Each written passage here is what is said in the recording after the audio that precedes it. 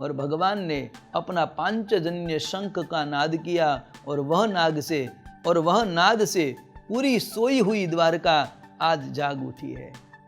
भगवान का पांचजन्य नाद सुना सभी द्वारिका के नगर जनों इतने आनंदित हो गए, क्योंकि भगवान के शंख को सब जानते थे और भगवान का आगमन हुआ है ऐसा सभी ने जाना। सभी जन अपने घर से भगवान का स्वागत करने के लिए पुष्प माला आदि श्रृंगार भगवान को लेकर भगवान के स्वागत के लिए सभी द्वारिका जन वहाँ भगवान के पास पहुँचे। सभी रानी, सभी भगवान के महामंत्री मंडल, ये सब भगवान के स्वागत के लिए वहाँ पहुँचे। भगवान का दिव्य स्वागत हुआ, भगवान का सत्कार हुआ और भगवान को अपने राज्य में भगवान प्रवेश हुए। भगवान ने सोचा कि अब सभी नगर जन आतुर है मेरे दर्शन के लिए, इसलिए परमात्मा ने सबसे पहले माता देवकी और वसुदेव को वंदन किया, उग्रसेन महाराज को प्रणाम किया।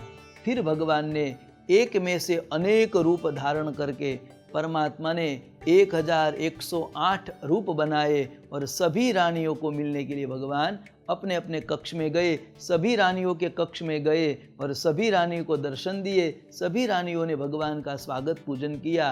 परमात्मा ये लीला करते हैं। परमात्मा एक में से अनेक होना है, वो परमात्मा की एक सहज लीला है। कृष्ण ने ऐश्वर्य प्रदर्शन किया है, राम जी ने ऐश्वर्य छुपाया है। तो कृष्ण का यह तो रूप है। कृष्ण ने ऐश्वर्य दिखाया, सभी रानियों को दर्शन दिया और सभी रानियों के मन में ऐसा भाव प्रकट हुआ कि कृष्ण द्वारका आए, सबसे पहले मुझे मिले। भगवान ने सबसे पहले दर्शन मेरे को दिया, भगवान सबसे ज़्यादा मुझे प्रेम करते हैं, ऐसा सभी रानियों ने सोचा। भगवान का ऐश्वर्य यहाँ कृष्ण का बार बार प्रकट होता है। कृष्ण चरित्र ही ऐसा है कि भगवान का ऐश्वर्य बार बार प्रकट होता है और राम चरित्र ऐसा है कि राम अपना ऐश्वर्य छुपाते हैं। इसलिए ऋषि मुनियों कहते हैं, बड़े बुजुर्ग भी कहते हैं कि राम करे ऐसा हमें करना चाहिए और कृष्ण कहे ऐसे हमें करना चाहिए।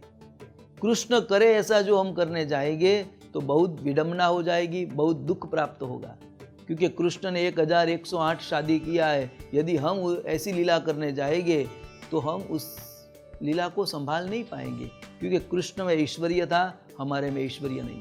कृष्ण ने चीर हरण किया, हमें वो नहीं करना चाहिए। कृष्ण ने कहा वो करना चाहिए। कृष्ण ने गीता में जो कहा है वो हमें करना चाहिए। राम जी ने जो करा है वो हमें करना चाहिए। राम के चरित्र जीवन में जो जो उसने किया है वैसा हमें करना चाहिए।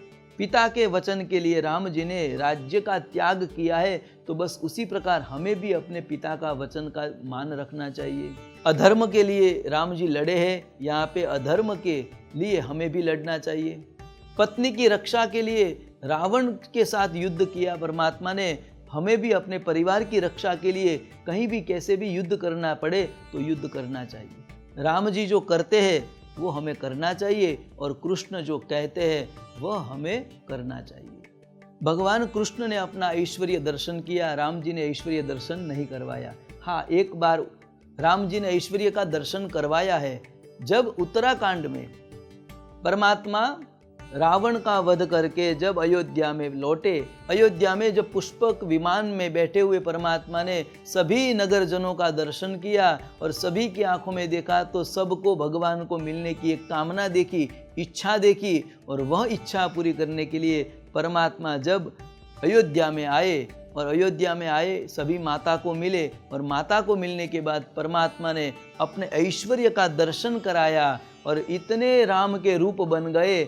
जितने भी नगरजनों थे वो सभी नगरजनों के पास भगवान राम अपना रूप लेकर वहाँ प्रकट हुए और सभी को मिले और अयोध्या के सभी लोगों को लगा कि राम वन से आए, अयोध्या में आते ही सबसे पहले मुझे मिले। ऐसा भगवान ने ऐश्वर्य राम जी ने एक दर्शन करवाया था। तो परमात्मा राम ऐश्वर्य छुपाते हैं और प्रभु कृष्ण है वह अपना ऐश्वर्य बार बार सामर्थ्य ऐश्वर्य शक्ति का हमें दर्शन करवाते हैं। तो ऐसे परमात्मा कृष्ण द्वारिका में पधारे और द्वारका में आने के बाद परमात्मा ने अपना राज्यभार संभाला और अर्जुन को साथ में लेकर परमात्मा ने द्वारिका की प्रजा का विस्तार किया। द्वारिका में सभी नगरजनों को भगवान ने दर्शन देकर सभी भक्तजनों को पावन किया। परमात्मा द्वारका में द्वारकाधीश बनकर बैठे हैं। तो आइए हम द्वारकाधीश के दर्शन करते हैं। बोलिए श्री द्वारिकाधीश की जय। परमात्मा ने सुधर्मा नाम की सभा को संबोधित करते हुए परमात्मा ने अपना राज्यभार संभाला।